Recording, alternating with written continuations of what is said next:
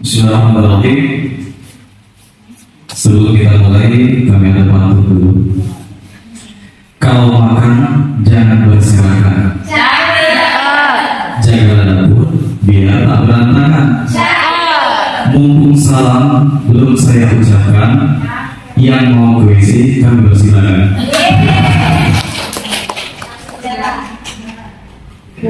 Pagi hari memati tomat, memetiknya di kebun ibu dia. Kuucapkan salam hormat untuk hadirin sekalian. Assalamualaikum warahmatullahi wabarakatuh. Alhamdulillahirabbil alamin. Wa bihi nasta'in ala umuri dunya waddin. Asyhadu an la ilaha illallah iyyahu na'budu wa iyyahu nasta'in. Wa asyhadu anna sayyidina Muhammadan mab'uus rahmatan lil alamin. Allahumma shalli ala sayyidina Muhammad wa ala ali sayyidina Muhammad. Yang saya hormati Ibu Kepala SMP 1 Pemulutan Selatan, Ibu Rahmanisawati Sarjana Pendidikan. Yang saya hormati Waka Kesiswaan Ibu Khadijah Sarjana Pendidikan Islam.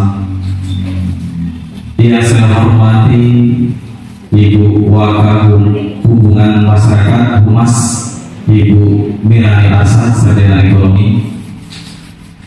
Dan kami hormati pembina OSIS Ibu Rohullah Sarjana Pendidikan. Dan yang kami hormati Bapak Ibu Guru beserta staf tata usaha SMP 1 Pemulutan Selatan. Alhamdulillah, puji dan puji syukur senantiasa kita panjatkan atas kehadiran Allah Subhanahu wa Ta'ala, yang mana di siang hari ini kita dapat berkumpul bersama di sini dalam keadaan sehat walafiat dalam rangka sosialisasi budaya positif di SMP Negeri 1 Pemulutan Selatan ini. Dan selawat beriring salam semoga Allah tercurahkan kepada keharibaan kita, junjungan kita, tauladan kita, Nabi Agung Nabi besar Muhammad sallallahu alaihi wasallam, para keluarga, sahabat hingga berikutnya hingga akhir zaman. Amin ya rabbal alamin. Bapak Ibu yang saya hormati, langsung saja untuk mempersingkat waktu, ada susunan acara kita pada siang hari ini. 1. Pembukaan, 2. Doa yang akan disampaikan oleh Bapak Pratoni Sarjana Pendidikan. Yang ketiga, kata sambutan dari Kepala SMP Negeri 1 Pemulutan Selatan. Yang keempat, foto bersama. Kelima, diskusi. 6, tanya jawab. Dan ketujuh, acara penutup. Bagi Bapak Ibu, untuk membawa berkah acara kita ini adalah yang kita buka dengan melepaskan basmalah. Bismillahirrahmanirrahim. Berikut doa yang akan dipimpin oleh yang terhormat Bapak Pratoni. Kami silakan.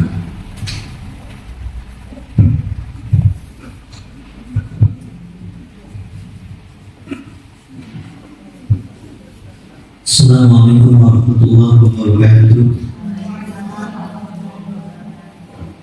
A'udzubillahi minasyaitonir rajim. Bismillahirrahmanirrahim. Hamdan syakirin, hamdan na'im, hamdan yu'afi wa yukafi manzilah. Ya Rabbana lakal hamdu kama yanbaghi li jalali wajhikal karim wa azim sultanik.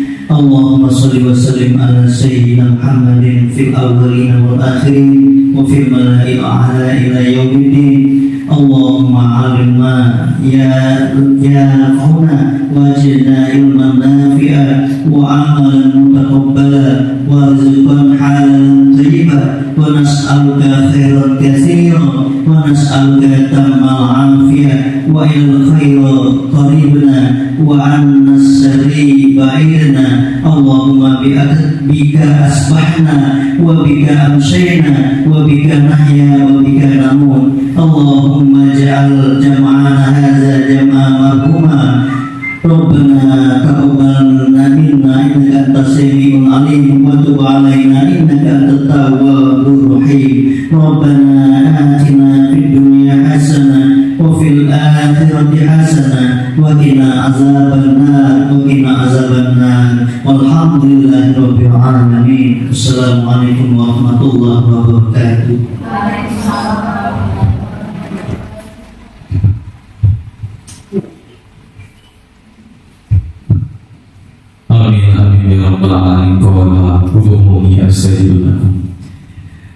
Berikut langsung saja ke atas sambutan dari Kepala SMP Negeri Kota Selatan kepada Ibu Rahmani Sawatis, Sarjana Pendidikan. Kami persilakan.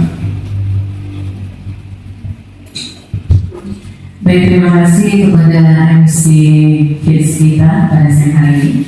Bapak Ibu yang berbahagia, teman datang dia bertanya, apakah saya punya 100? Terima kasih atas perhatiannya, semoga MC-nya mendapat bonus.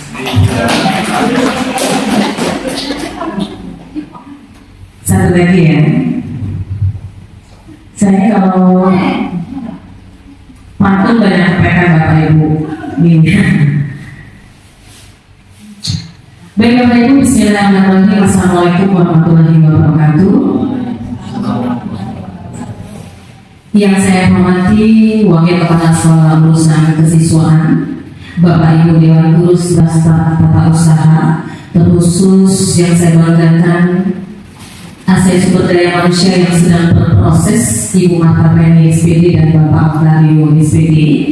Alhamdulillah, bersyukur kita panjatkan kehadiran Allah Subhanahu wa Ta'ala, karena pada siang hari ini kita masih diberi nikmat kesehatan, nikmat kesempatan, dan masih diberi nikmat semangat motivasi yang luar biasa, sehingga kita mampu berkolaborasi bersama, berpartisipasi bersama dalam rangka memenuhi undangan dari calon guru penggerak angkatan 11 Kodam Ilir, khususnya aset kita Bapak Octavio dan Ibu Penny, dalam rangka melaksanakan aksi nyata berbagi praktik baik mengenai budaya positif. Tentunya Bapak Ibu, salawat serta salam tak lupa kita haturkan kepada junjungan kita Nabi besar Muhammad SAW beserta keluarga sahabat, dan semoga kita yang terkumpul di sini kelak mendapat syafaat dari beliau.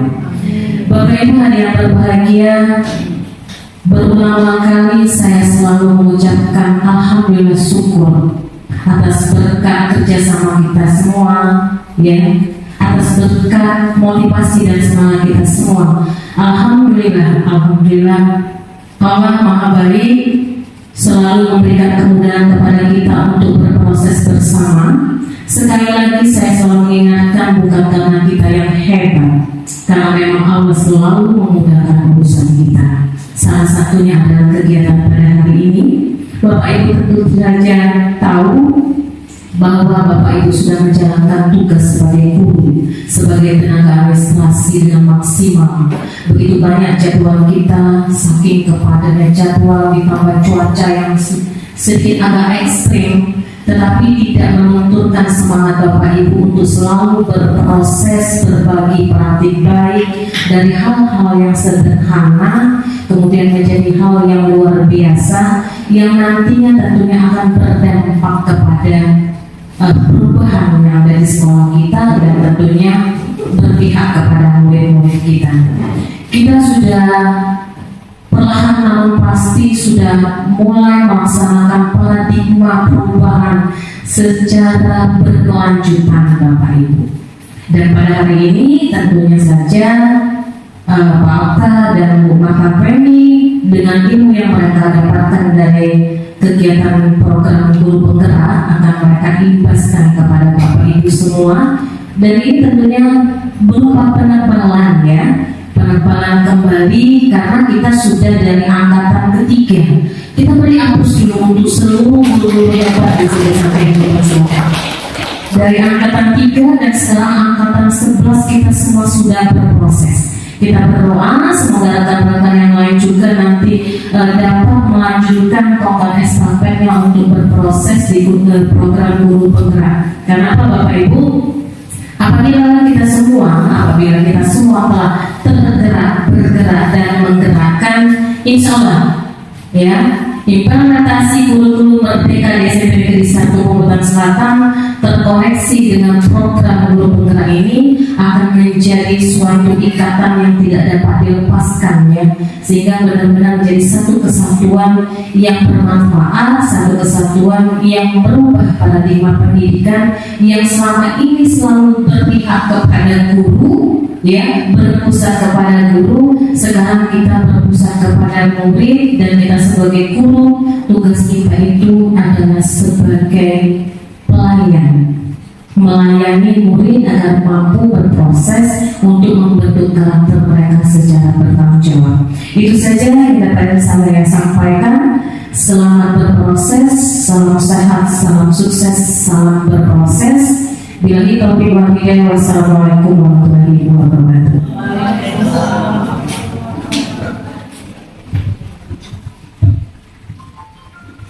Terima kasih kepada Ibu Kepala SPDK Tumpul Selatan yang telah memberikan kata sambutannya. Sebelum kami ucapkan selamat datang kepada Ibu Bendahara dan Ibu Wakil.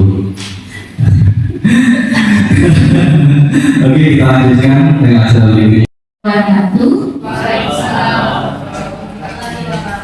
Terima kasih Bapak Ibu yang terhormat, Bapak Ibu kepala sekolah, Ibu Rahmansati Sarjana Pendidikan, mungkin Ibu Restu Novianti, yang hormati Ibu Waka Sarjana Pendidikan, Ibu Siti Haji Sarjana Pendidikan, kemudian yang Humas dan Sarjana SD, kemudian Bapak Ibu sekalian, terima kasih sudah hadir pada kesempatan kali ini. Budaya positif SMP Negeri 1 Pemulutan Angkatan 11 Kabupaten Logalir Provinsi Hadirannya.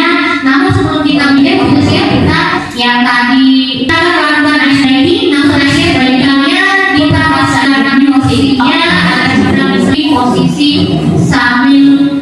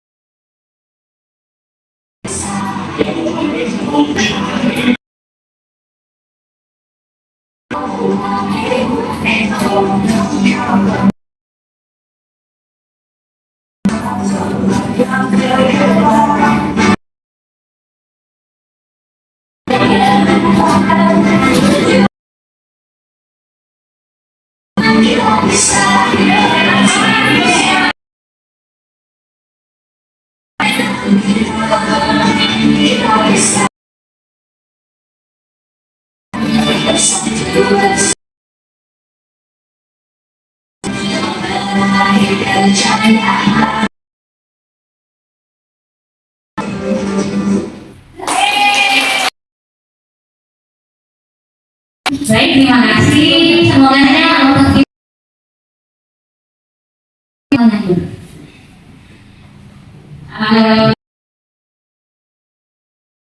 Bapak Ibu sudah tahu apa itu. Saya akan menjelaskan secara maknanya keyakinan dan kebebasan yang disepakati seluruh warga sekolah dengan tujuan yaitu nyaman, kondusif, sehingga sesuai dengan profil pelajar Pancasila. Seperti kita ketahui,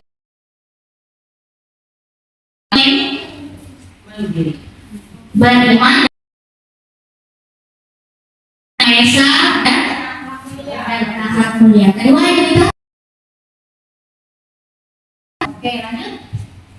Yang ketiga,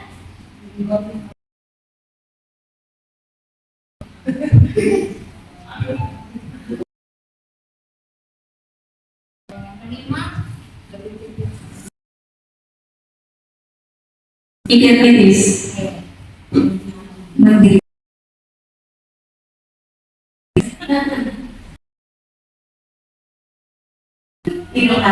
Baik. Yang aspeknya. Nah, ada sebagai pendahuluannya ini budaya positif di sekolah. Yang pertama ada paradigma, ada disiplin positif. Yang ketiga ada motivasi perilaku manusia. Yang keenam posisi tiga restitusi. Baik, lanjut Oka, ini yang paradigma baru. Seperti ini dirancang yang berdiferensiasi sehingga dengan kebutuhan dari tahapan perkembangan. Jadi kita tidak lagi menggunakan mahasiswa itu sama. Kalau kita IPA berarti dia tidak masuk. Sekarang kita berpikir belajarnya sesuai. Berikutnya Pak Oka, dari sini kita ambil dulu makna yang dilakukan seorang pada orang lain. Yang kedua, disiplin bukan dengan apa yang kita hargai atau pencapaian sesuatu tujuan. Sebagai pendidik, tujuan kita adalah disiplin diri sehingga mereka bisa kebaikan universal dan memiliki motivasi kontrol diri. Berikutnya positif. Harapan kontrol diri dalam melakukan segala tindakan berdasarkan motivasi intrinsik, bukan karena motivasi intrinsik tadi adalah motivasi yang ekstrinsik, adalah motivasi yang berasal dari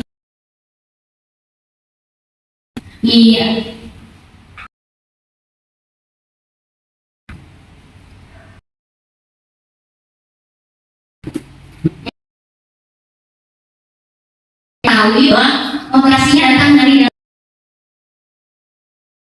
mereka melihat sampah masukkannya ke tempat sampah tanpa harus suruh mengatakan ambil itu sampah, tapi dia ekstrinsik datang dari orang lain. Mungkin dia melakukan hal tersebut karena dia takut kepada guru. Lanjut Pak.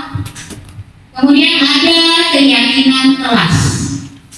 Keyakinan kelas, mengapa kita tidak peraturan kelas saja? Mengapa harus keyakinan kelas? Seperti contoh ini ada pertanyaan yang untuk menjelaskan ini ada pertanyaan, mengapa ada peraturan yang harus menggunakan helm saat berkendara roda 2? Ada yang bisa jawab? Mengapa kita harus menggunakan, ada peraturan menggunakan helm saat mengendarai kendaraan beroda 2? Saya mau tahu tadi Pak Ibu. Agar selamat kalau misalnya kecelakaan, kepalanya tidak terbentur gitu. Baik itu sekali ya. Jadi ini demi keselamatan diri, melindungi kepala. Berikutnya ada pertanyaan lagi, mengapa kita ketika kita sakit obat harus diminum sesuai dengan dosis dan aturan minum yang diberikan dokter? Kenapa? Kenapa tidak sekaligus saja? Ibu Miranda. Ya, terima kasih. Langsung saja, mengapa kita harus minum sesuai dengan dosis? Ya, karena kita minum tidak sesuai dosis, bisa jadi kita overdosis dan maka penyakit kita tambah parah. Jadi kita minum itu sesuai dengan anjuran dokter agar penyakit kita itu cepat sembuh. Terima kasih. Yang bagus sekali ya. Jadi ini demi alasannya demi kesehatan ya. Kita mengikuti peraturan dari dokter bahwa kita minumnya misalkan 2 kali sehari, 3 kali sehari. Dan yang terakhir ada keyakinan atau nilai kebajikan lebih menggerakkan dibandingkan mengikuti peraturan. Jadi kenapa kita menggunakan helm tadi merupakan peraturan. Peraturan ini artinya demi keselamatan. Kemudian ada lagi mengapa minum obat. Kita harus minum obat demi kesehatan. Ini datangnya dari dalam diri atau dari orang lain kira-kira? Keyakinan ini.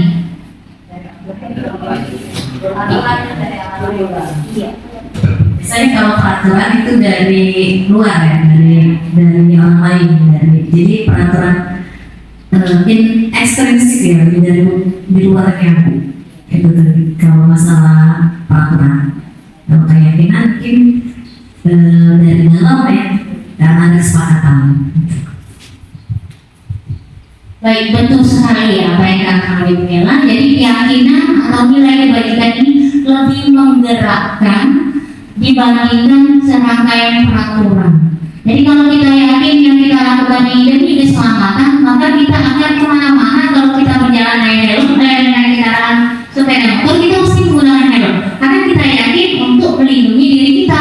Tapi kalau kita pakai helm karena takut ditilang Pak Polisi, itu artinya peraturan. Jadi tergantung dari sudut mana kita menilainya. Jadi kalau kita ingin selamat demi keselamatan, maka kita menjadi keyakinan. Nah, demikian dengan keyakinan. Ini kenapa kita menggunakan keyakinan kelas dibandingkan peraturan kelas. Itu Pak Bang. Nah, keyakinan kelas tadi, ini bagaimana menentukan keyakinan kelas? Keyakinan ini lebih abstrak dari peraturan. Kemudian berupa pernyataan universal, dibuat dalam bentuk kalimat positif. Artinya dia tidak menggunakan larangan-larangan, namun menggunakan kalimat-kalimat positif. Misalnya datang tepat waktu, kemudian saling menghargai, mencintai kebersihan. Ini merupakan kalimat-kalimat positif. Sedikit namun mudah diingat. Tidak usah panjang-panjang, sedikit-sedikit namun tetap mudah diingat. Kemudian sesuaikan dengan kondisi kelas dan sekolah agar mudah diterapkan. Bagaimana kondisi di daerah kita, sekolah kita, kondisi alam, kemudian kondisi siswanya kita sesuaikan sehingga kita bisa membuat keyakinan kelas tadi. Dan yang terakhir ini semua warga kelas atau sekolah dilibatkan dalam membuat keyakinan kelas atau keyakinan sekolah. Jadi kita mengajak para siswa kita untuk bersama-sama berdiskusi untuk membuat keyakinan kelas. Berikutnya Pak Bang. Ada motivasi perilaku manusia. Yang pertama itu untuk menghindari ketidaknyamanan atau hukuman. Ada kaitannya dengan peraturan tadi ya. Kemudian untuk mendapatkan imbalan atau penghargaan dari orang lain. Nah ini dua motivasi manusia ini merupakan motivasi eksternal. Kenapa? Karena dia misalkan siswa ini datang pagi-pagi. Kenapa datang pagi? Takut telat kalau pulang lagi keliling lapangan. Atau lagi mendapat imbalan. Kenapa rajin sekali sekolah? Ujung aku kalau aku ranking 1 dibelikan sepeda. Ini artinya dia motivasinya masih eksternal, masih dari orang lain, bukan karena kesadaran dirinya. Kemudian bagaimana kita merubahnya menjadi motivasi untuk internal? Internal ini menjadi orang yang mereka inginkan dan menghargai diri sendiri dengan nilai-nilai yang mereka percaya. Jadi mereka ini melakukan karena mereka ingin, bukan karena ada paksaan, ada imbalan, ada ancaman seperti itu. Jadi ketika dia datang pagi karena dia ingin tepat waktu, bukan karena dia takut dihukum, bukan karena dia dapat imbalan setelah ini, ya karena memang tertanam dalam jiwanya bahwa dia akan menjadi siswa yang rajin tepat waktu, rajin belajar. Ini yang ada dalam dirinya sendiri yang dikatakan sebagai motivasi internal. Berikutnya Pak Bang. Bagaimana guru bertindak? Yang berikutnya ini bagaimana guru bertindak. Yang pertama ada hukuman dan ada penghargaan. Ini mungkin kita tidak sadar ya, kita pernah melakukan hukuman, pernah juga kita memberikan penghargaan seperti itu ya. Kemudian hukuman ini sifatnya menyakitkan, kemudian tidak nyaman, memaksa, kemudian murid menyembunyikan kesalahannya karena takut mengakui kesalahannya, kemudian murid menjadi rendah diri. Ini ada penjelasannya, menyakitkan dan tidak nyaman. Kalau dihukum, misalkan disuruh keliling lapangan capek, sakit kakinya, ini menyakitkan, kemudian dia tidak nyaman. Kemudian ada lagi memaksa, ambil itu kertas yang jatuh, kalau tidak saya jemur kamu. Itu artinya pemaksaan. Kemudian ada lagi murid menyembunyikan kesalahan. Jadi dia takut ketika ditanya ada apa nak? Tidak ada apa-apa. Dia akan menutup dirinya karena takut kalau dia bicarakan nanti malah mengganggu. Bukan karena mendapat solusi, tapi malah dihukum, disuruh lari, disuruh bersihkan seperti itu. Kemudian ada lagi murid menjadi rendah diri, dia malu, kemudian dia karena dihukum tadi dia malu, kemudian menjadi ejekan teman-teman, lari, jalan seperti kan. Jadi dia menjadi malu di hadapan teman-temannya. Kemudian ada penghargaan. Ternyata saya itu pernah berpikir Bapak Ibu dengan memberikan penghargaan ini dapat memotivasi siswa. Dulu begitu pemikiran saya. Begitu saya ada pertandingan dulu ya, sebelum saya mempelajari modul ini. Kemarin ada pertandingan bola kaki, saya bilang 50 satu gol seperti itu. Saya pikir itu adalah baik bagi siswa saya. Ternyata siswa kita ada tidak baiknya, tidak efektif. Kenapa tidak efektif? Karena bisa merusak hubungan. Yang dapat hadiah tadi akan pamer kepada temannya yang tidak dapat hadiah tadi. Akhirnya timbul rasa iri. Kamu dapat uang, saya nggak dapat. Karena kita main bola sama-sama satu tim. Kamu dapat 50, saya nggak dapat apa-apa. Nggak adil, nggak fair. Akhirnya mereka bantah. Akhirnya mereka berantem gara-gara uang 50.000 tadi. Kemudian mematikan kreativitas karena sering diberi uang tadi, dia berpikir bahwa saya harus menang untuk mendapatkan uang, saya harus menang untuk mendapatkan penghargaan. Dia tidak kreatif lagi, motivasinya sudah berubah ke motivasi yang lain. Kemudian menghukum dengan sistem ranking. Kita sering urutkan siswa, memberi penghargaan seperti itu, memberi peringkat-peringkat misalkan ya. Siapa yang duluan ngumpul boleh dong. Ada kan kita seperti itu. Siapa yang tunjuk tangan dapat permen. Kita pikir ini baik, ternyata tidak. Ya, ini akan menghukum mereka dengan sistem ranking. Bagaimana dengan yang belum selesai? Mereka akan terburu-buru untuk mengerjakan tugasnya. Mereka akan merasa kalau 5 menit lagi ya. Seperti itu kita kan. Kalau ngomong 5 menit lagi ya, harus kumpul. Kalau saya pengen kumpul, dikasih lagi. Akhirnya mereka terburu-buru mengerjakan tugasnya, tidak konsentrasi dan sebagainya. Kemudian merampas hak menghargai dirinya. Dia tidak bangga kalau dia tidak mendapat penghargaan.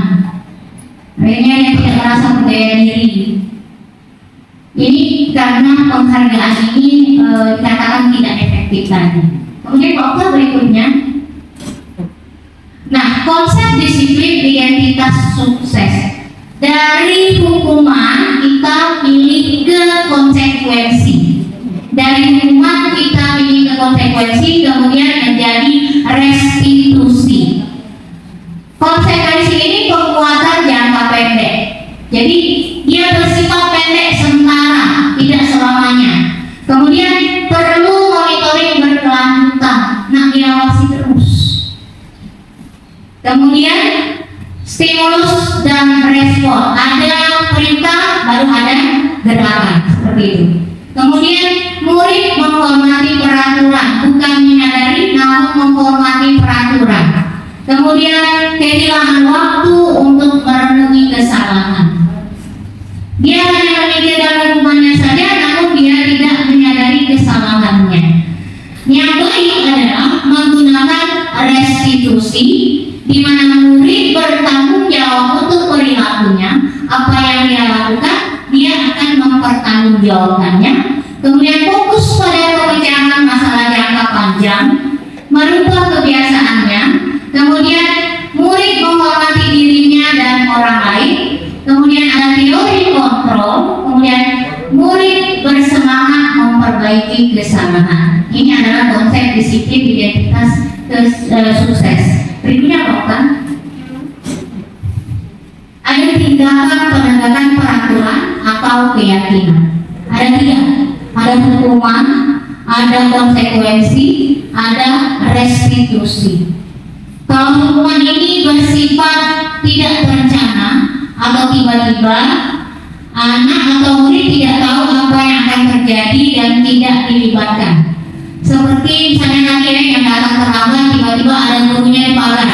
Kamu datang terlambat, lari 10 keliling. Ini tiba-tiba. Artinya hukuman ini mendadak ketika melihat siswa yang terlambat datang tadi. Kalau konsekuensi ini sudah terencana atau sudah disepakati atau sudah dibahas dan disetujui oleh murid. Misalkan dia sebelumnya sudah disosialisasikan, anak-anak mulai hari Senin nanti jam 7 pagar kita kunci, jangan datang terlambat. Bagi siswa yang datang terlambat akan mendapatkan konsekuensi berupa misalkan memungut sampah di halaman. Ini merupakan konsekuensi. Berbeda dengan hukuman tadi, karena sebelumnya sudah diberitahukan, sudah ada kesepakatan. Dan restitusi adalah proses kolaboratif yang mengajarkan murid untuk mencari solusi untuk masalah mereka. Jadi restitusi ini mempersilahkan siswa kita ini mempertanggungjawabkan kesalahannya. Kita meminta dia menanyakan apakah dia tahu kesalahannya, kemudian bagaimana solusinya. Kita meminta dia mempertanggungjawabkan sekaligus mencari solusinya bersama. Ini restitusi. Jadi dia tidak menyalahkan, dia juga tidak menghukum, namun mencari solusi bersama-sama dengan siswa yang telah melakukan datang terlambat tadi. Berikutnya mau kan? Ada kebutuhan dasar manusia. Yang pertama, bertahan hidup. Yang kedua, kasih sayang dan rasa diterima. Yang ketiga, penguasaan. Yang keempat, kebebasan. Dan yang kelima, ada kesenangan. Yang pertama dulu, bertahan hidup. Kita ini di daerah banyak persawahan ya. Jadi di daerah kita ini banyak anak-anak yang orang tuanya bertani, berkebun, ya, kemudian berternak. Jadi ada kasus yang di kelas saya ini, siswanya tidak sekolah pada hari itu dan tidak memberikan kabar. Begitu datang ke saudaranya, saya tanyakan, kenapa dia tidak sekolah? Dia mengatakan dia ikut ibunya berjualan terpaksa. Artinya siswa ini melakukan kesalahan yang dia tidak sekolah tadi, bolos tadi, tidak memberikan kabar tadi karena kebutuhan hidupnya. Dia ikut ibunya berjualan terpaksa. Kemudian ada kasih sayang dan rasa diterima. Ada siswa yang mudah sekali menangis, mudah sekali merasa tertekan seperti itu. Dia butuh rasa disayangi dan butuh rasa diterima.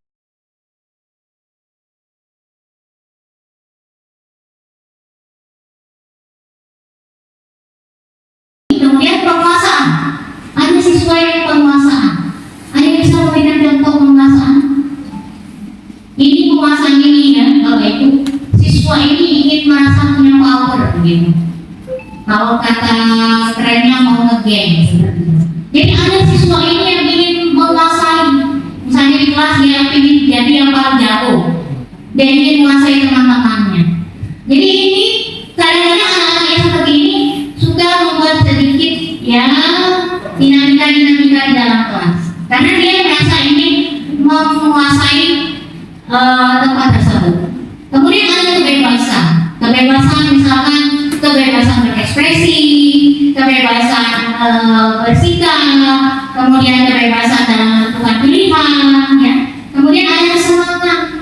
Mereka merasa senang, nyaman, bahagia untuk melakukan aktivitas. Berikutnya mau kan? Ada 5 posisi kontrol. Yang pertama menghukum, yang kedua membuat rasa bersalah, yang ketiga teman, yang keempat pemantau, dan yang kelima ada manajer. Kalau menghukum ini jangan dulu ya.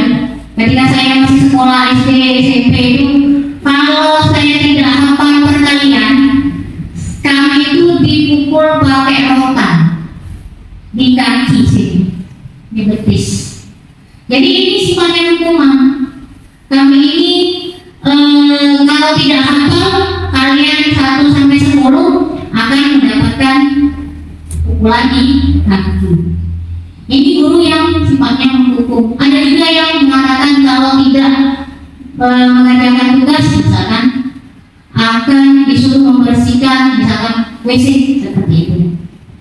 Ini berupa hukuman fisik ya, bisa berupa fisik. Kemudian ada pembuat rasa bersalah. Pembuat rasa bersalah ini misalkan dia mengatakan, anak, apa kamu tidak kasihan lihat ibu sudah capek, sudah payah menjelaskan, ya? Kalian masih saja ikut. Ini artinya guru ini masih menggunakan pola pembuat rasa bersalah. Kemudian yang teman, ada yang lebih bersikap seperti teman. Yang bersikap seperti teman ini misalnya, ayo kerjakan sedikit saja. Ayo kita sama-sama kerjakan. Ini sifat teman. Kemudian ada yang pemantau.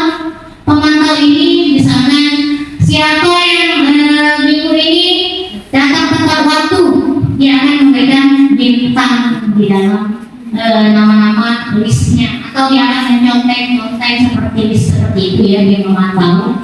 Kemudian yang lain, posisi yang paling atas yaitu manajer, di mana manajer ini dia tidak hanya menghukum, bukan, dia tidak menghukum, tapi dia mencari solusi bersama-sama, mengajak semuanya mencari solusi bersama-sama. Berikutnya Bapak, ini konsep disiplin pendekatan restitusi. Adapun pengertian restitusi adalah proses penciptaan kondisi bagi murid untuk memperbaiki kesalahan mereka sehingga mereka bisa kembali pada kelompok mereka dengan karakter yang lebih kuat. Ini dari dosen tahun 2004 ya, dikutip. Kemudian ciri-ciri restitusi, bukan menebus kesalahan, namun belajar dari kesalahan. Jadi dia tidak melakukan hukuman atas kesalahannya, namun dia dapat mempelajari hikmah apa yang diambil dari kesalahannya. Kemudian memperbaiki hubungan, kemudian tawaran bukan paksaan. Jadi kita mengajak negosiasi ke siswa kita, menawarkan solusi-solusi, bukan kita memaksakan. Kemudian menuntut untuk melihat ke dalam diri. Yang kelima, mencari kebutuhan dasar yang mendasari tindakan. Kita tadi kaitkan dengan 5 kebutuhan dasar tadi. Jadi sebelum kita melakukan tindakan, kita cari tahu dulu apa 5 kebutuhan dasar yang dihadapi oleh siswa kita ini sehingga dia melakukan tindakan tersebut. Dan yang keenam, fokus pada karakter bukan pada tindakan. Jadi dia membangun karakter, bukan ingin memberikan tindakan. Kemudian menguatkan dan fokus pada solusi. Dia memberi solusi bukan memberi hukuman. Berikutnya Bapak, ini kalimat-kalimat yang bisa digunakan ketika melakukan segitiga restitusi. Kemudian yang pertama yaitu menstabilkan identitas. Menstabilkan identitas ini dengan menggunakan kalimat setiap orang pasti pernah melakukan kesalahan. Tidak apa-apa, setiap orang itu pasti pernah melakukan kesalahan. Misalkan ada anak yang datang terlambat karena bangun kesiangan. Jadi kita bisa menggunakan tidak apa-apa nak, setiap orang itu bisa melakukan pernah atau melakukan kesalahan. Kemudian bisa juga dengan menggunakan kamu bukan satu-satunya yang pernah melakukan ini. Jadi kita menstabilkan dulu. Kemudian baru kita memvalidasi tindakan yang salah. Yang kedua memvalidasi tindakan yang salah, kita menggunakan kamu tentu punya alasan mengapa melakukan itu. Jadi kita menanyakan alasannya kenapa siswa tersebut melakukan hal tersebut. Dan yang berikutnya adalah adakah cara dan efektif untuk mendapatkan apa yang kamu butuhkan. Dan yang terakhir itu menanyakan keyakinan. Jadi ketika kita membuat kesepakatan kelas, keyakinan kelas, kita tanya lagi keyakinan kelas apa yang telah kita sepakati. Kemudian apa kamu ingin menjadi orang yang seperti apa? Ini bisa kita jadikan untuk menanyakan keyakinan. Berikutnya Pak Uka. Ada tahapan-tahapan segitiga restitusi. Yang pertama menstabilkan identitas, di mana tahapan ini guru berupaya untuk menggeser tindakan murid dari gagal atau mendapat hukuman ke identitas sukses atau konsekuensi dan restitusi. Jadi kita berubah dari menghukum menjadi segitiga restitusi tadi. Kemudian validasi tindakan yang salah. Tahapan ini berprinsip pada setiap perilaku supaya memenuhi kebutuhan tertentu. Kebutuhan dasar yang dimiliki manusia antara lain bertahan hidup, kasih sayang, dan rasa diterima, kebebasan, kesenangan, dan penguasaan. Kita cari tahu dahulu latar belakang dari siswa tersebut melakukan tindakan yang dilanggarnya, apakah dia karena keterima kebutuhan dasarnya tadi. Kemudian yang terakhir ini menanyakan keyakinan. Pada tahap ini murid diberikan pertanyaan-pertanyaan yang bermakna dan memunculkan motivasi intrinsik. Kemudian agar dapat memunculkan pribadi yang menghargai diri sendiri dengan nilai-nilai yang mereka percaya. Berikutnya Pak Uka. Baik, demikian tadi pemaparan dari saya. Semoga menginspirasi. Terima kasih atas perhatiannya. Wassalamualaikum warahmatullahi wabarakatuh.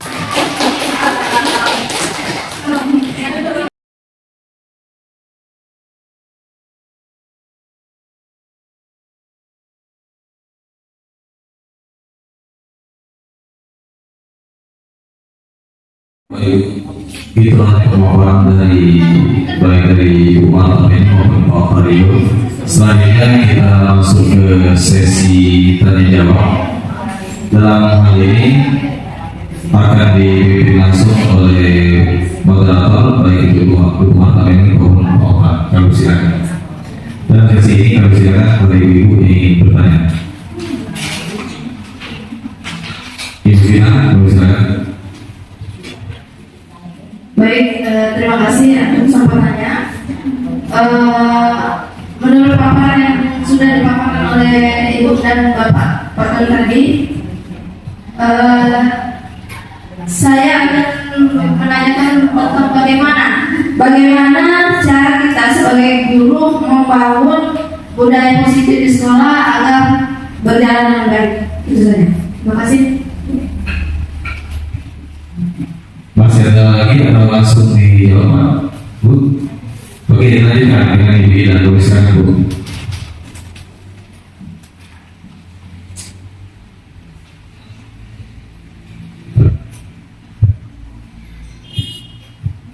Terima kasih Pak atas kesempatan bertanya. Di sini kita membahas tentang diskusi kita hari ini mengenai budaya positif. Jadi misalnya Pak, seandainya kita menemukan siswa kita yang kurang disiplin waktu, kurang disiplin pakaian, dan dia ini misalnya datang tidak tepat waktu di saat jam pagi gitu. Jadi pertanyaannya di sini Pak, bagaimana upaya kita sebagai seorang guru untuk mengajak anak tersebut lebih rajin atau mendisiplinkan anak tersebut? Ya, terima kasih. Mungkin itu saja pertanyaan dari saya.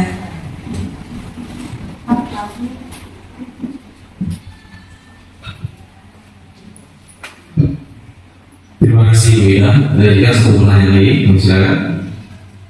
Ibu Rani, ya, boleh silakan.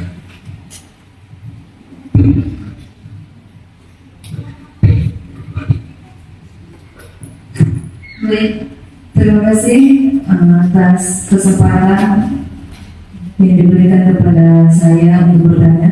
Di sini yang saya ingin bertanya, yang ingin saya tanyakan adalah di sekolah kita tidak terlepas dari posisi kontrol. Pertama, penghukum, teman, pembuat rasa bersalah, pengawas atau pemantau, dan terakhir itu manajer. Kalau dilihat dari yang paling ideal itu posisi manajer, sementara kita secara umum terbawa-bawa mengkombinasikan kelima posisi tersebut tadi. Yang jadi pertanyaan itu bagaimana solusinya biar fokus pada posisi manajernya saja. Terima kasih.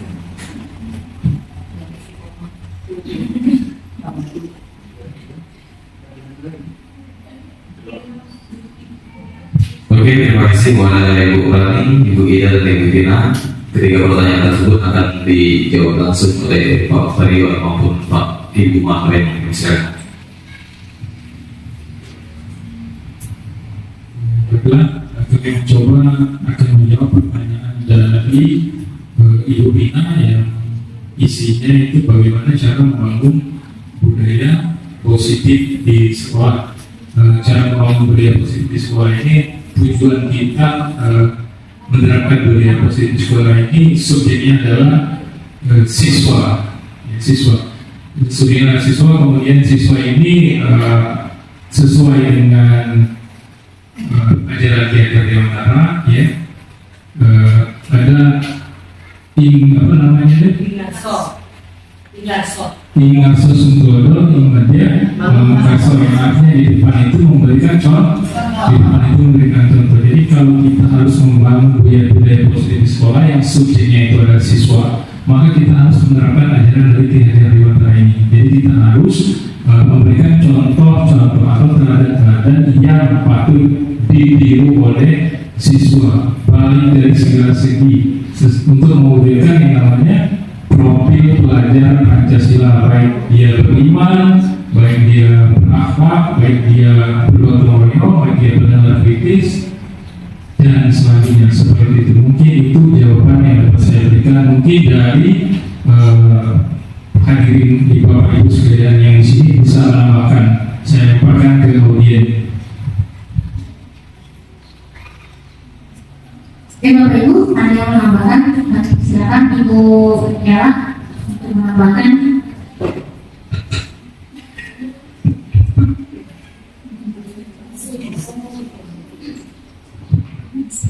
Izin Bapak Ibu, terima kasih. Tadi pertanyaan bagaimana cara membangun budaya positif di sekolah. Salah satunya adalah kegiatan kita seperti ini, adalah mensosialisasikan budaya positif di sekolah. Jadi sebelum kita membangun budaya positif, jelas kita harus mensosialisasikan dulu seperti apa budaya positif itu. Ketika kita sudah tahu budaya positif itu seperti apa dan kita membuat kesepakatan untuk membangun budaya positif di sekolah, maka kita bisa menerapkannya dengan murid. Jadi yang pertama tadi benar kata Pak Okta, kita harus memberikan contoh. Sebelum kita memberikan contoh, ya kita belajar dulu. Jadi salah satunya adalah mensosialisasikan penerapan budaya positif seperti yang telah Pak Okta dan Ibu Marta ini lakukan hari ini. Itu saja, terima kasih. Wassalamualaikum warahmatullahi wabarakatuh.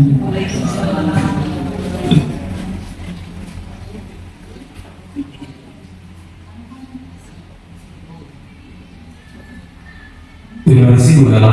Ada lagi yang mau menambahkan? Kami silakan Bu. Atau Bapak Bu Haji, kami silakan Bu.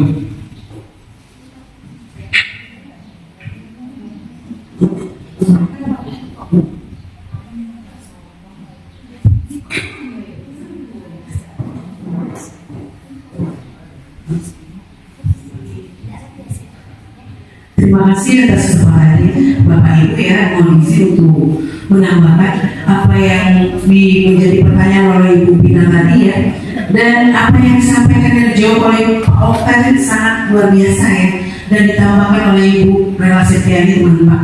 Ya, karena dasar dari pemikiran kita berdiri sebagai seorang guru adalah trilogi pendidikan, yaitu Ingarso Sangtulodo, Immanuel Mangunkarso, Tut Wuri Handayani. Jadi di situ benar bahwa budaya positif itu diterapkan di sekolah adalah dengan kita menjadi tauladan bagi murid dan siswa kita sendiri. Dan juga apa yang dikatakan oleh Ibu Ella tadi, bahwa kita sebagai apa yang telah diberikan pada hari ini adalah salah satu solusi, ya, untuk kita berdiskusi dan mendapatkan pengalaman pengalaman dan juga pemahaman-pemahaman baru bagi kita yang belum paham apa itu budaya positif yang ada di sekolah. Dan yang menjadi penambahan saya bahwa budaya positif ini adalah banyak hal sekali yang sudah dipaparkan oleh CGP angkatan 11 ini tadi ya, bahwa ada restitusi, ada keyakinan kelas, dan yang pasti bahwa intinya pendidikan kita adalah berdiferensiasi, artinya sesuaikan dengan kebutuhan murid. Itu budaya positif yang perlu kita lakukan. Jadi kita melihat murid itu pada posisi yang bagaimana, dan kita kebijaksanaan, dan kita manusia biasa ya, tidak bisa dipungkiri bahwa kita ini manusia biasa, pasti kita ini punya kekurangan dan kelemahan ya. Dan bagaimana caranya kita meminimalisir ya kesalahan kita ataupun kekurangan yang ada dalam diri kita, karena seorang guru itu digugu dan ditiru ya. Artinya peran tugas kita sebagai seorang guru. Jadi kita selain menjadi suri teladan, contoh di belakang kita mendorong, di tengah kita membangun euforia, dan di depan kita menjadi teladan. Itu berat. Dan untuk itu, hal itu bukan berarti bahwa kita berdiam diri. Bagaimana caranya kita memperbaiki dan mengkualitaskan diri kita? Salah satu adalah mengikuti program guru putri teman-teman. Ya, ini adalah salah satu usaha kita untuk membudayakan budaya positif di sekolah adalah dengan cara bukan berarti tidak menjadi guru penggerak, kita tidak kenal dengan budaya positif, kan kita minimal kita bergaul dengan guru-guru penggerak. Guru-guru penggerak itu juga hebat, tapi manusia biasa masih balik lagi di situ, dan tetap kita sama mengisi, sama belajar, dan sama-sama memperbaiki diri. Demikian jawaban saya atau penambahan dari saya. Sekian, terima kasih.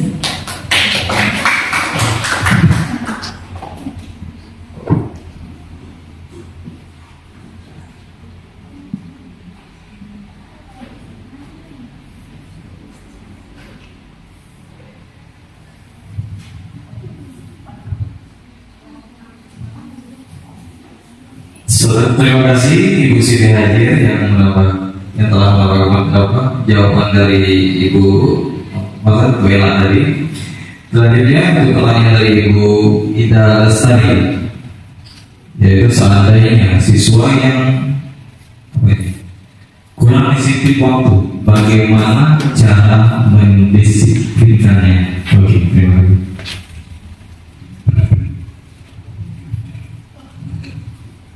Baik, saya mencoba ya untuk mencari solusinya. Ini jika kita bertemu dengan siswa yang kurang disiplin waktu, bagaimana kita mendisiplinkannya? Yang pertama, kita tentunya sebagai guru harus mengetahui dulu kebutuhan dasar manusia itu. Pasti dia punya alasan kenapa dia melakukan hal tersebut. Pasti ada sesuatu di balik kejadian tersebut. Misalkan dia kurang disiplin waktu, kita kenali dulu, kita tanyakan dulu mengapa. Di sini fungsinya dari segitiga restitusi tadi. Kita menanyakan, memvalidasi kenapa dia sampai datang terlambat, apa yang menyebabkan dia datang terlambat. Apakah dia bangun kesiangan, kemudian kenapa dia bangun kesiangan? Apakah semalam dia kurang tidur karena mungkin orang tua yang sakit, atau karena mungkin di rumahnya ada musibah. Jadi setelah kita tahu, baru kita setelah ini kita memvalidasi tindakan yang salah. Kita menanyakan kembali tentang apa yang telah dia lakukan. Apakah datang terlambat ini merupakan bagian dari kesepakatan kelas? Sebelumnya itu kita harus menjalankan dulu kesepakatan kelas. Sebelumnya sudah kita sosialisasikan dulu. Jadi sebagai guru, sebelum kita melakukan restitusi ini, tentu kita melakukan dulu kesepakatan dan keyakinan kelas kita. Kita sudah punya keyakinan kelas, kita sudah sepakat untuk menjadikan kesepakatan ini menjadi keyakinan, dan sama-sama antara guru dan siswa mempunyai keyakinan bahwa datang tepat waktu. Namun ketika suatu saat siswanya datang terlambat, maka dari keterlambatan ini kita tanyakan validasi tindakan yang salah tadi. Apakah kamu ingat kesepakatan kelas yang kamu langgar? Apakah kamu tahu kesepakatan kelas yang mana yang kamu langgar? Ya, ini ada sedikit restitusi di bagian validasi tindakan ya. Ini yang pertama kita tanya tadi, tentu kamu punya alasan mengapa kamu melakukan hal tersebut. Kita tanyakan alasannya, kemudian kita tanyakan lagi, adakah cara yang lebih efektif untuk mendapatkan apa yang kamu butuhkan. Misalkan dia mengatakan, saya terlambat Bu karena bangun kesiangan, semalam saya main game sampai jam 2 pagi misalkan ya. Jadi ini adalah tindakan yang salah, dia mengakui tindakannya. Baru kita masuk ke bagian yang ketiga, yaitu menanyakan keyakinan. Karena kita tadi sudah melaksanakan keyakinan kelas, maka kita tanyakan lagi kepada siswa tersebut, keyakinan kelas yang mana yang kamu langgar, yang tidak sesuai dengan kesepakatan kita. Misalkan dia jawab datang tepat waktu, maka dia tahu jawabannya bahwa dia terlambat ini dia melanggar kesepakatan atau keyakinan yang kita sepakati bahwa datang tepat waktu. Setelah itu baru kita cari solusinya bersama dengan mengatakan semua orang bisa melakukan kesalahan, namun kita saat ini akan mencari solusinya bersama-sama supaya kamu tidak datang terlambat lagi. Apa yang harus kamu lakukan supaya kamu tidak datang terlambat lagi? Nanti kita kembali ke siswa. Biarkan dia mencari solusinya, namun kita tetap mengarahkan. Nanti dia akan menjawab, mungkin saya tidak akan bangun lagi terlalu malam lagi supaya saya tidak terlambat. Mungkin seperti itu. Artinya dia sudah menemukan solusi untuk masalahnya sendiri. Di sini kita sudah bertindak sebagai manajer. Posisi kita sudah sebagai manajer dengan menerapkan restitusi, segitiga restitusi, dan sudah melaksanakan keyakinan kelas sebelumnya dengan mempertimbangkan 5 kebutuhan dasar siswa tersebut. Demikian, mungkin ada bapak ibu yang menambahkan, kami persilakan ya kepada Ibu Kirani Aset, kami persilakan untuk menambahkan.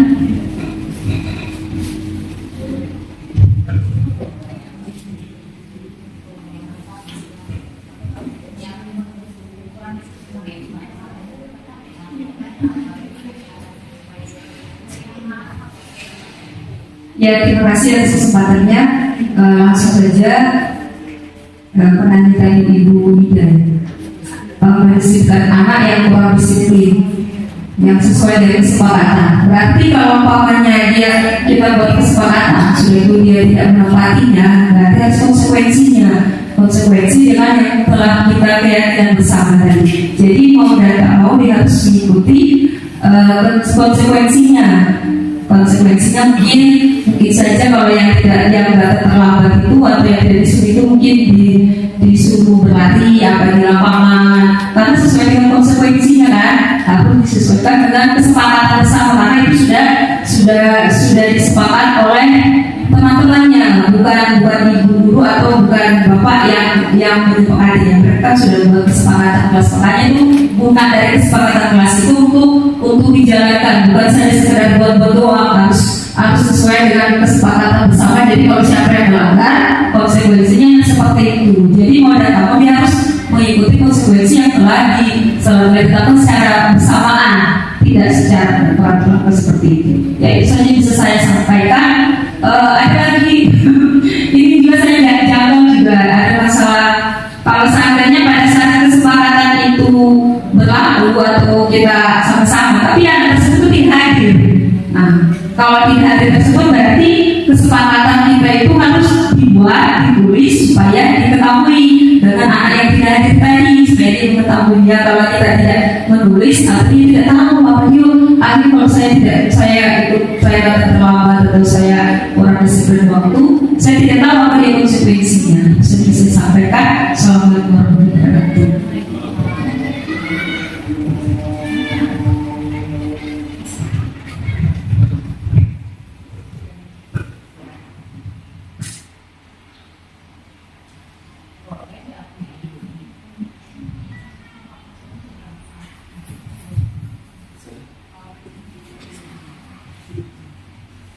Terima kasih Ibu Kirani.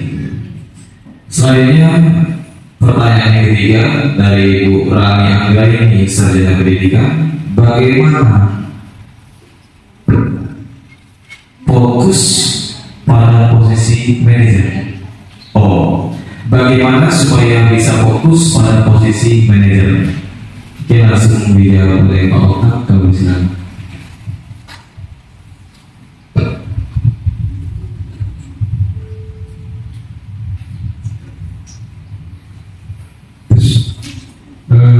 Bagus pertanyaan Bu Rani ini ya, karena posisi manajer ini adalah posisi yang menurut saya paling sulit, karena melewati pembuku, melewati pembawa rasa bersama, kemudian melewati teman, kemudian melewati pemantau. Jadi ini yang paling sulit. Tapi untuk kita kita sebagai guru itu diharapkan harus bisa mengambil posisi sebagai manajer ini. Karena apa? Karena posisi manajer ini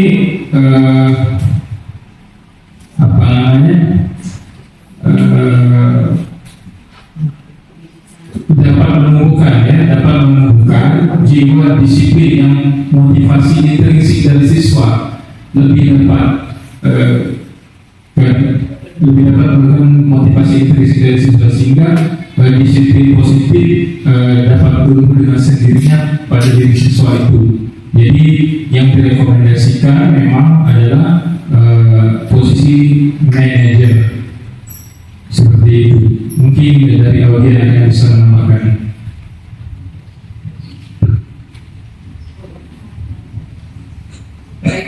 Saya cuma menambahkan sedikit ya untuk posisi manajer agar kita fokus kepada bagaimana cara supaya bisa fokus pada posisi manajer ini. Yang pasti kita harus tahu dulu bagaimana cara menjadi manajer ini. Apa saja yang harus dilakukan? Yang pertama ada 3. Posisi manajer ini kembali ke segitiga restitusi tadi. Ini berupaya menggeser identitas dari menghukum menjadi konsekuensi dan restitusi. Jadi kita menghilangkan hukuman, namun kita melakukan konsekuensi dan restitusi. Ini tahap pertama. Dengan menstabilkan identitas, kita tidak buru-buru menghukum, tapi kita lebih ke konsekuensi dan restitusi. Ya. Kemudian baru lanjut ke tahap berikutnya, ada validasi tindakan salah. Tahap ini merupakan menanyakan alasan, dan seperti yang saya jelaskan tadi, kita menanyakan kebutuhan dasar yang dimilikinya. Dia melakukan hal tersebut karena pasti ada alasannya.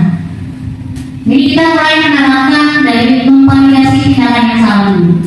Pertama kita terapkan dulu bagaimana stabilitas identitas, kemudian memvalidasi tindakan yang salah. Kita menanyakan kepada dia tentang mengapa sampai melakukan hal yang tersebut, misalkan alasannya tadi. Jadi setelah kita tahu apa yang kita lakukan hari ini, saya akan mengungkapkan ini termasuk ke menstabilkan identitas, kemudian masuk ke validasi tindakan yang salah. Ini mengapa kamu melakukan hal tersebut, mengapa kamu datang terlambat misalkan. Dia akan menjawab, saya bangun kesiangan Bu, semalam saya main game sampai jam 2 misalkan. Ini sudah termasuk ke validasi tindakan yang salah. Kemudian kita lakukan lagi dengan menanyakan keyakinan.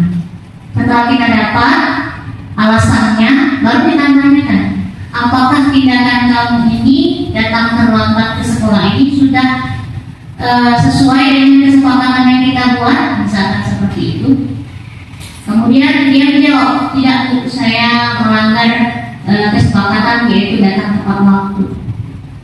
Jika 3 tindakan ini kita lakukan, kita konsisten pada 3 hal ini, maka kita pasti berada pada posisi manajer. Jadi tidak perlu menghukum. Kita lakukan dulu stabilitas identitas, kemudian tindakan yang validasi tindakan yang salah, kemudian menanyakan keyakinan, kemudian mencari solusi bersama. Fokus pada solusi, bukan fokus pada masalah. Jadi manajer ini fokusnya pada solusi. Jadi kalau mau bagaimana cara kita biar fokus menjadi manajer, jadi fokusnya pada solusi. Kita tidak fokus pada masalahnya. Kita tahu siswa ini datang terlambat, bagaimana solusinya supaya dia tidak datang terlambat lagi. Ajak siswa yang terlambat tadi untuk mencari solusi bersama. Jadi biarkan dia memikirkan solusinya, dan namun tetap kita bimbing, ya seperti itu. Jadi posisi manajer fokusnya pada solusi. Demikian. Ada yang bisa menambahkan? Kami minta pada Ibu Ella untuk menambahkan.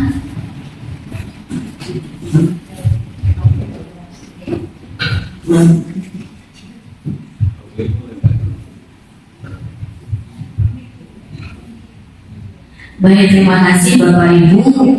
Menanggapi tadi pertanyaan Ibu Rani, bagaimana kita memfokuskan pada posisi manajer sementara kita kadang-kadang mengkombinasikan 5 posisi kontrol itu. Jadi benar kata Ibu Marta tadi mengenai restitusi. Jadi restitusi yang pertama itu restitusi kita sendiri dulu Bapak Ibu. Jadi bukan hanya anak-anak yang direstitusi, kita juga bisa meminta untuk direstitusi, baik kepada rekan sejawat ataupun dengan yang kepala sekolah kita juga bisa. Jadi restitusi itu bukan antara murid dengan guru saja. Restitusi itu juga bisa dilakukan antara guru dengan guru, teman sejawat. Karena restitusi posisinya itu nanti ada yang namanya coaching. Itu mungkin belum ya.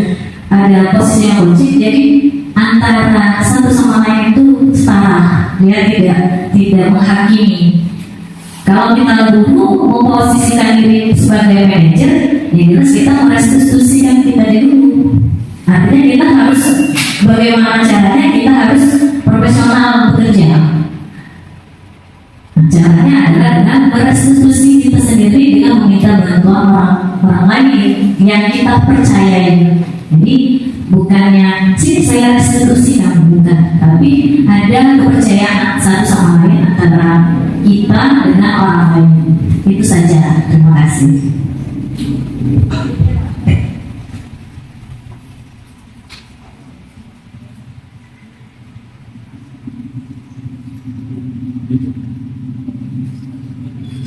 Ada lagi Bapak Ibu yang ingin menambahkan? Pak Yuri?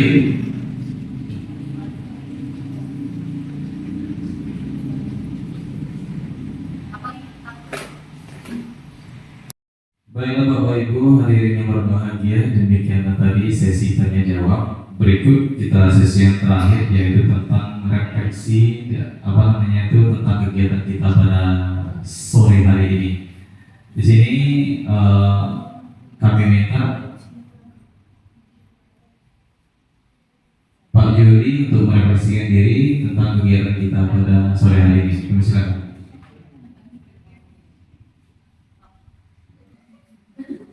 Assalamualaikum warahmatullahi wabarakatuh. Terima kasih kepada moderator yang sudah memberikan kesempatan kepada saya dalam menanggapi atau refleksi pribadi diri saya dalam mengikuti acara seminar tentang budaya positif. Di sini setelah saya mengikuti acara seminar ini yang tentang budaya positif, pemikiran saya terbuka bahwa untuk kita guru dalam menghukum siswa itu tidak baik dalam menggunakan fisik, tapi perlu pendekatan terutama kasih sayang. Karena memang dari guru ini bukan hanya penghukum tapi pendidik dan pengayom. Dari sini pelajaran untuk pribadi saya, jujur selama ini saya kira menghukum siswa ke depan kelas dengan mengangkat kakinya terus menjewer kupingnya itu tidak salah, ternyata kurang baik. Begitu saya mengikuti pelatihan untuk ibu penggerak CGP, terutama Ibu Marta Beni dan Pak Oktario, di sini saya sangat berterima kasih karena ternyata kemungkinan selain saya sendiri masih ada guru-guru di luar yang masih mengambil tindakan hukuman kepada siswanya, mempersiapkan siswanya untuk lingkungan ke depan. Jadi dari sini saya bisa menerapkan, terutama di SMP saya sekarang, yaitu di SMP Negeri 1 Pemuda Selatan yang dipimpin oleh Ibu Kepala Sekolah Rahmani Sawati SPD. Saya mengucapkan banyak-banyak terima kasih dan saya memberi upload yang positif dan sangat bangga atas Ibu calon penggerak ini. Disinilah motivasi dan semangat saya sebagai guru, bahwa kita sebagai pendidik tidak boleh menghakimi anak dengan memakai kekerasan, terutama kekerasan fisik. Terima kasih. Wassalamualaikum warahmatullahi wabarakatuh.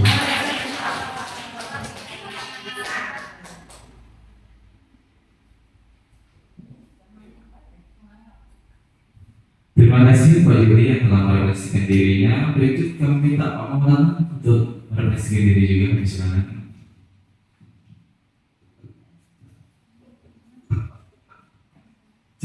Assalamualaikum warahmatullahi wabarakatuh. Saya duduk saja ya. Terima kasih atas kesempatannya untuk merefleksikan dari pelatihan CGP atas nama Ibu Marta Penny SPD dan Pak Octavio SPD. Di sini saya merefleksikan bahwa banyak sekali pengalaman yang saya dapatkan dari pelatihan ini yang agar saya terapkan di kelas-kelas saya mengajar nanti, Bu, Bapak Ibu semuanya. Dan itu sangat baik sekali, dan tolak ukurnya kalau dari dulu, zaman dulu sama sekarang beda banget.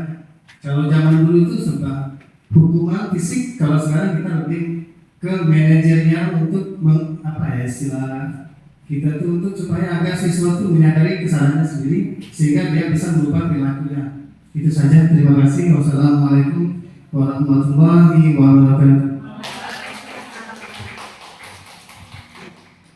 Masih ada Bapak Ibu? Kalau tidak ada lagi, mari kita hapus buat kita semua dulu. Baiklah Bapak Ibu, di sini saya sebagai moderator akan menyimpulkan kegiatan kita pada sore hari ini. Kesimpulannya itu budaya positif yang disampaikan oleh calon guru penggerak tadi sangat baik diterapkan di sekolah kita. Saya mengutip sedikit tadi tentang guru sebagai manajerial. Saya teringat kata guru kami waktu itu tentang seorang manajer itu ada waktu, planning, organisir, actuating, dan controlling, pengawasan. Terakhir sekali, planning perencanaan, organisasian, actuating pengarahan pada siswa, yang terakhir controlling, pengawasan. Baiklah Bapak Ibu, demikianlah acara kita pada sore hari ini. Saya sebagai pembawa acara mohon maaf kalau ada kata-kata kami yang salah, dan marilah kita akhiri dengan melapaskan hamdalah. Alhamdulillahirabbil alamin. Aku galak makan buah cempedak, apalagi makan buah kelapa. Cukup sudah acara kita Rika, karena matena itu berbuyur lapor. Assalamualaikum warahmatullahi wabarakatuh.